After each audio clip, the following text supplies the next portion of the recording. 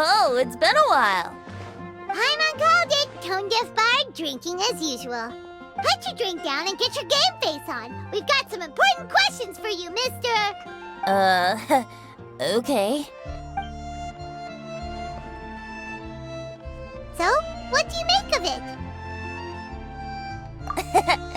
Aren't you forgetting something? It's the Windblume Festival right now. You can't just go around asking people for help so blatantly. Ugh. Well, if you won't tell us the answer, could you at least tell us if this thing's worth a shot? Sounds to me like you want a hint or two. A fine answer. The person who wrote this prophecy is very powerful. If you manage to solve the riddle, good things are sure to happen. Also, I happen to know where this lantern is. Once you've found the 4 things, I'll even write the location down for you. Isn't that generous of me? Whatever. We weren't expecting much from you anyway. You can get back to guzzling wine and blowing wind now. Oh, woe is me. Paimon sees me as nothing more than a drunken wastrel.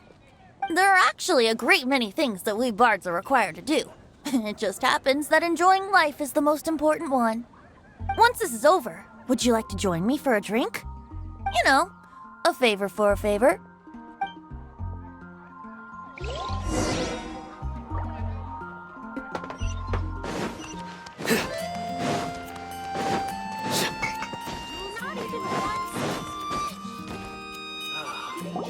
A flower that is not of this world.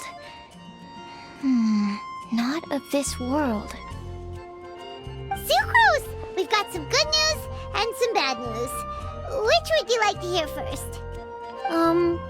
Let's have the bad news first, I guess. Huh? Really? Don't most people usually want to hear the good stuff first? Oh, alright then. Basically, we went to Windrise to divine the breeze. The wind said that the prophecy is real and that your idea is a really good one. That doesn't sound like bad news. So what's the real bad news then? Paimon ate the bad news!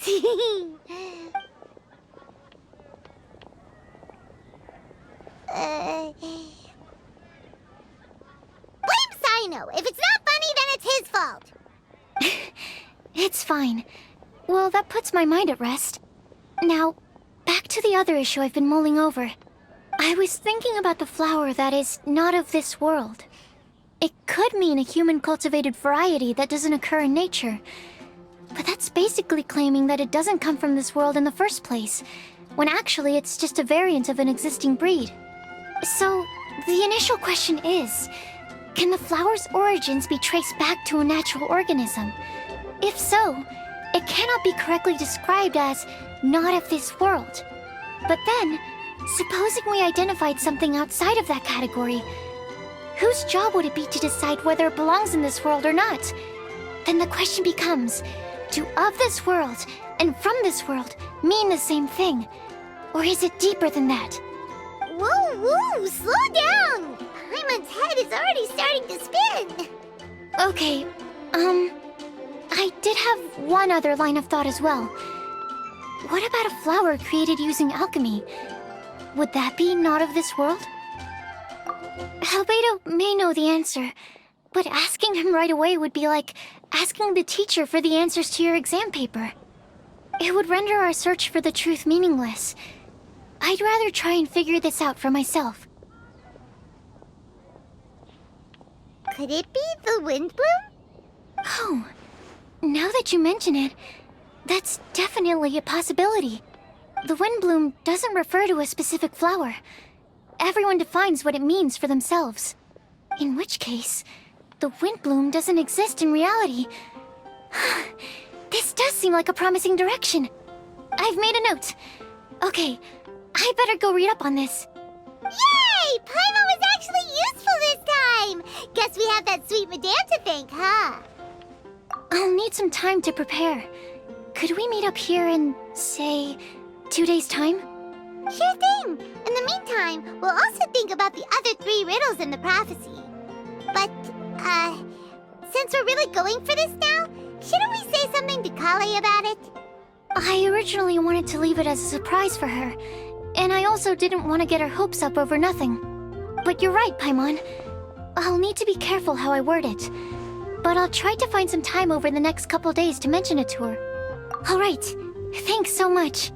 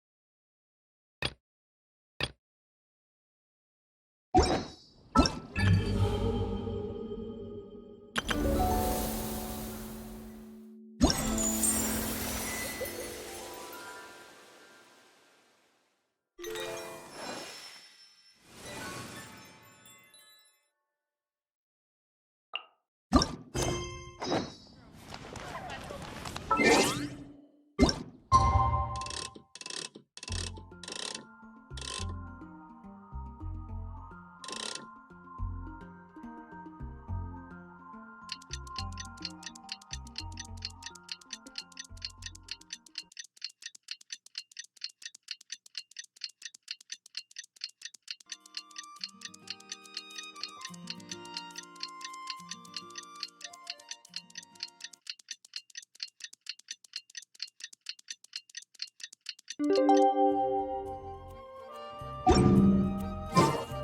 the day! Let's go meet up with Sucrose!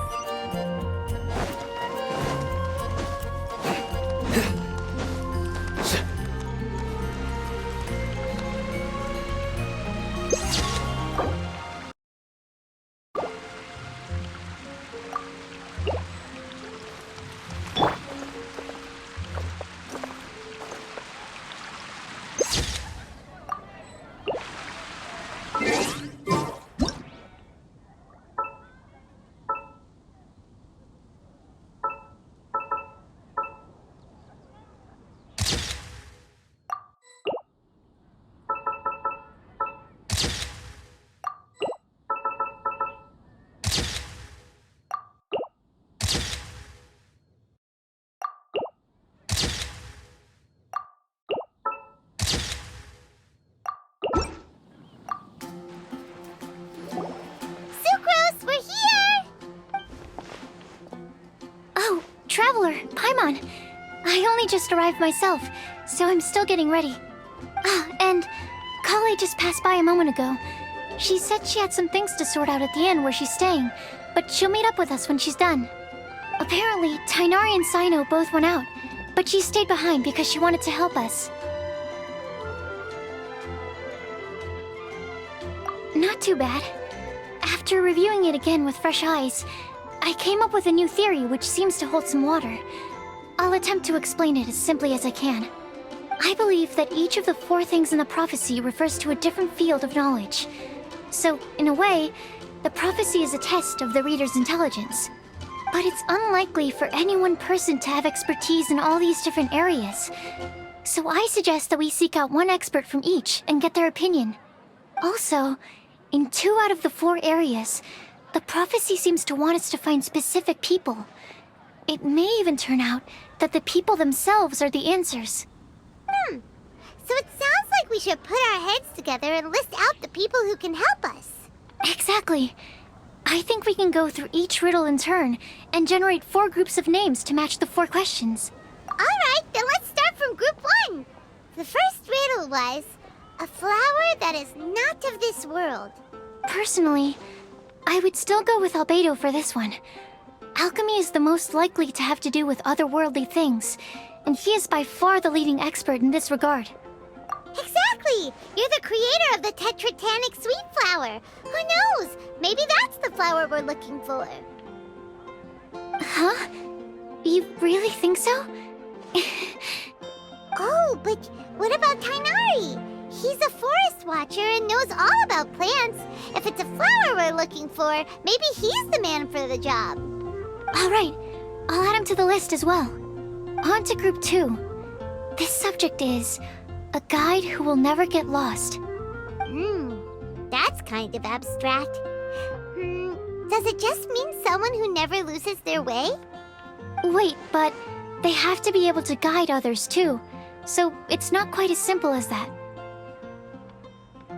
Oh, you mean Mona? Yeah, she definitely count. Mona. Yes, she certainly seems very confident, and she can use her astrology to guide people. Would Bennett count? Well, his luck's so bad that as long as you go in the opposite direction from him, you'll always be going the right way, right? I see. I suppose I can't argue with that logic. Add him to the list. Finding everyone won't take long, so one extra person won't hurt. I know. Would Outrider Amber be a valid candidate for this category as well? Yeah, she would! She's got a great sense of direction after all. As a matter of fact, when the Traveler and Paimon first came to Mondstadt, she was actually the one who gave us directions. Yes, she's certainly a good guide. Is there anyone else? Let me think. Yes, I believe there may be one more. Albedo once made a set of equipment for Mika from the reconnaissance company. He's their surveyor, and an exceptional pathfinder. He's even instructed others in the discipline of surveying before. So, in my view, he's highly unlikely to lose his way, and would be very good at helping others find theirs. Cool! Another one for our list! Wait, Kale should have been here by now. Wonder what's taking her so long. Sorry, could we continue our chat somewhere else? Oh, you wanna go see how she's doing, right? Sure, let's all go.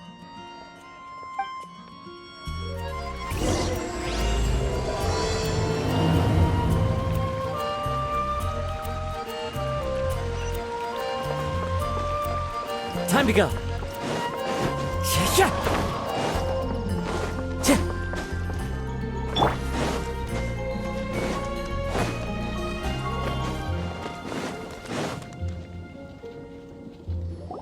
Hi, Kale. Hope we're not intruding or anything. Is everything okay? Sucrose! I was preparing some stuff. Is it time already? Oh no, I'm sorry. Don't worry. The Traveler and I only just met up. We were just worried that you might get lost along the way, so we thought that we'd come get you. Thank you. I'm ready to join you now. How's that thing going? So let's pick up where we left off. Next up is the third line. One who would never lie. Anyone spring to mind? You really think so? Seems like it would be pretty difficult for someone in his position to avoid having to lie.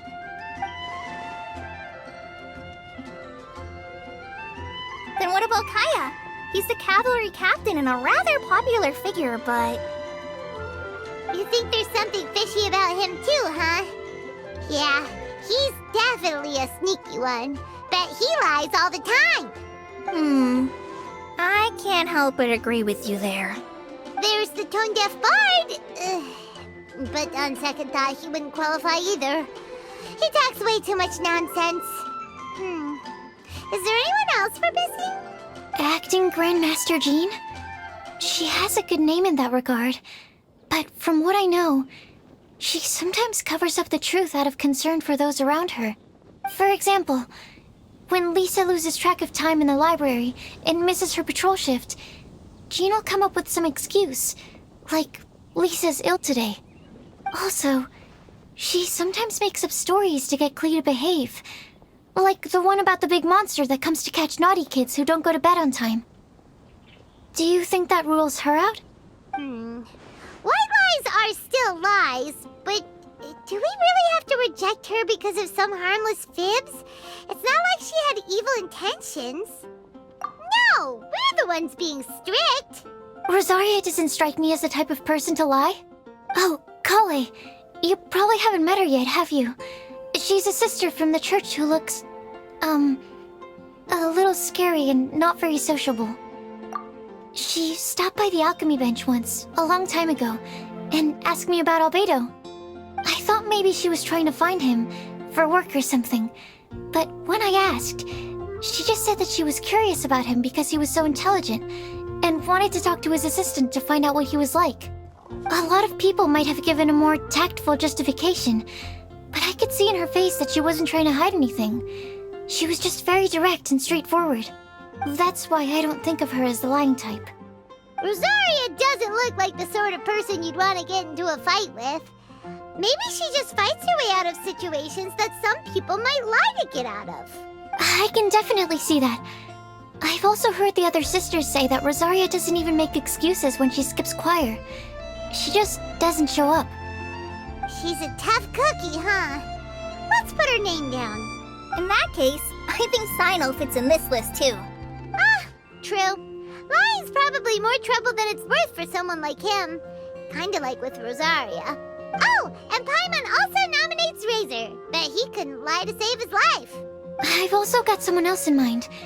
Noelle, the trainee knight. She's a very honest person. I don't think she'd tell a lie. Alrighty, write her name down too. Wait, there's one more person. You know, our long-standing staffer at the alchemy bench. Huh? You mean Timaeus? Yes, him. Truth be told, he's been love-struck recently. He swore that he wouldn't say a dishonest word or slack off until he succeeds in getting the woman he loves. Timaeus has a crush? Yes, that's right. Well, who is it? Do you know her? I've never met her. All I know is that she's from Liyue. Timaeus says that she's fun, has a great personality, and is very, very good looking. Since we're on the topic, helping Timaeus win the lady of his dreams was also one of my goals for this Windblume festival. But how can we help with that? I don't know. Make sure he uses nice paper and a fancy envelope when he sends letters to her. Help him pick a nice gift and wrap it properly. That sort of thing. Yeah. I had the same situation once in the Avidia Forest. I helped another forest ranger out by delivering a love letter to the coworker she likes. Yep, that sort of thing exactly. Oh, also, I helped him with some of the groundwork for one of his research projects. He must have appreciated it, because he gave me a refrigeration device that he's been developing as a thank you gift. Is it any good? I mean, it looks nice. Sounds like a no. Alright, guess we'll put Loverboy down on the list then. Okay, so last of all, we have a legend that never ends. Anyone come to mind for this particular line? Lisa, perhaps? A librarian understands books best, and aren't most legends written down somewhere? When I think about legends, fairy tales and picture books come to mind. Maybe Kale. She read a lot of fairy tales when Tainari was teaching her to read. Oh, do I count? Of course you do. I'll put you on the list. I prefer to read things like an illustrated analysis of alchemical substances and their uses, the fascinating principles of crafting, and hypotheses of life. Point taken. Paimon didn't quite understand any of those. Klee might be a good choice. Her mother, Alice, is a renowned traveling author, so I'll bet she's been exposed to all sorts of myths and legends. Alright then, Klee makes the short list. Well, that should just about do it. Next up, we should go and ask the people on the list about the prophecy. Do we have to ask absolutely everyone on the list? It seems like a lot of people. It is. So, I was thinking that perhaps we should split up. That might make our search more effective. Okie dokie. Also, I've thought of a method of gathering feedback. No problem. We can do that. You and the Traveler are practically joined at the hip, so you two can go together. I'll pair up with Kale. Capable Kale and sensible Sucrose. Sounds like a winning combination. Okay, I promise I'll help. Capable Kale. Yeah, I got this. Rest assured that the unbeatable Traveler and Paimon will do our part too. Off we go.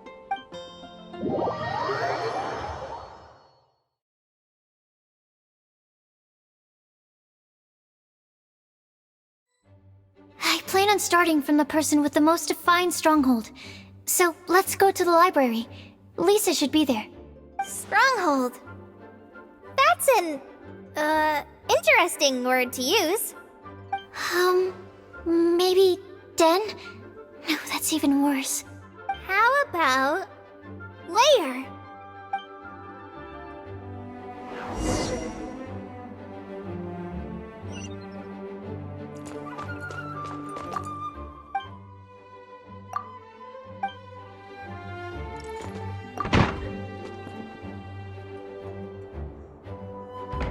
Here we are, Lisa's lair. Oh no, that was a bad word choice. Now Sucrose is using it. It's all my fault. Lisa, might I ask if... Huh?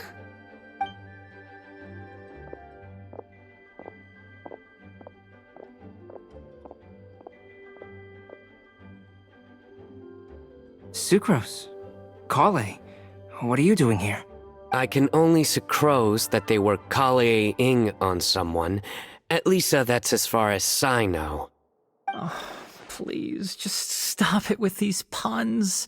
I beg you. Are you trying to win worldwide fame for unfunny jokes? Is Lisa not here at the moment?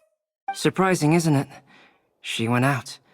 I'm afraid it's just us here looking for information. Except me. I'm not here for information. Like you, I came here for an abortive search for the librarian, who is also my academia senior. Oh, so you studied in the same darshan as Lisa? That's right. Her mentor in Sumeru was also my benefactor. We were both Spontamod students.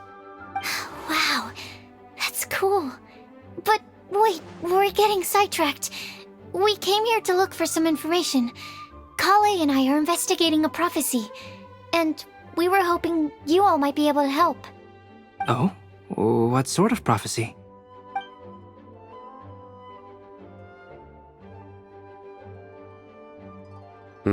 I see. You want to ask them about the flower that is not of this world, and me about the one who would never lie. But there's no rush. You don't need to answer right away. We're just here to tell you about the situation. You can take your time to think it over and submit any thoughts you have in written form to the Sucrose mailbox. The Sucrose mailbox? Yep. I was thinking about it on the way. And although they seem like trick questions, there's a lot to mull over once you get down to the details. A quick answer off the top of your head might not go into enough depth. So, I decided to place a mailbox next to the alchemy crafting table. Everyone can submit their written answers there when they're ready. We don't have to call it the Sucrose mailbox, though. It could just as well be called the Sucrose and Kale mailbox. Or even the Sucrose, Kale, Traveler, and Paimon mailbox. I think in this case, we can just go with your quick answer off the top of your head. Sounds like a good solution. Certainly more reliable than verbal discussion alone. Agreed. Certainly when it comes to discerning whether someone is a liar or not, you cannot simply take them at their word. Understood. Once we've had a look into it, we'll place our replies into your mailbox. Thank you all so much. Okay, let's tick them off the list and carry on working our way down. Already done.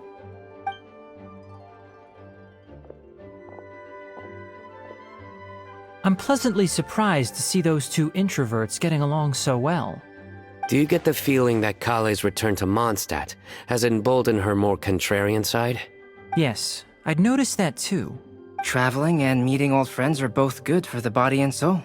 And isn't rediscovering one's youth while revisiting old haunts a worthwhile pursuit? When I first met Kale, she'd never known happiness or youth.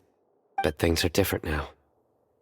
Her Elazar being cured was a huge milestone in her life. Kale is a very sensitive and introverted child. I'm sure you must have noticed that too, Albedo. From the time she's been in my care, I've observed that she's actually a very lively character by nature. But she had a very rough start in life, and it changed her. So, might I assume that your respective claims of looking for plants and artists in Mondstadt were just pretexts? I wouldn't say that. Both Kale and Genius Invocation TCG are very important to me. Would it really kill you to just say yes in this situation? Fine. Yes, we came out of concern for Kale.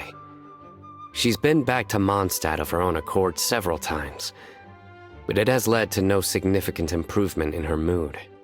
Well, it won't hurt to give her some more time. I believe that Sucrose might be able to help her. Sounds like an extension of your own self-confidence as her teacher. You could say that. In a similar vein, I've heard that Sumeru scholars often build their social relationships based on their academic ones. Is that true? I suppose it might look like that from your perspective. Sumeru society is something of a special case. The reason it is known as the City of Learning is because all of its resources are in some way linked to academia. As such, academic resources equate to social capital. It is not unheard of, for example, for people to build a family in order to pursue further studies. But the relationship between the three of us is not an academic one turned social. We've never even worked on a paper together for starters. Oh, so the academic paper is the nexus of the academic family. Interesting. I would think of us more as siblings. An equal and pure relationship, unaffected by academic considerations. As much as I'd prefer not to admit it, that statement is not inaccurate. I can understand that position. I have a younger sister myself, and it's only natural for me to be protective of her. What you describe fits the idea of a city of learning, as I imagine it. The family is where all social relationships intersect. As such, a family founded on common goals may actually be more stable. By the way, who's the eldest between you? Let's not go down this rabbit hole, please. In terms of age, I'm the eldest, of course. He just doesn't want to admit it. But your mental age is younger than that. I dare say even by enough to be the youngest sibling. Perhaps I could bring Kale into this happy family to be your elder sister. No. You will never see me admit to being the youngest sibling. Except perhaps as a last-ditch effort to turn the tables in a game of cards.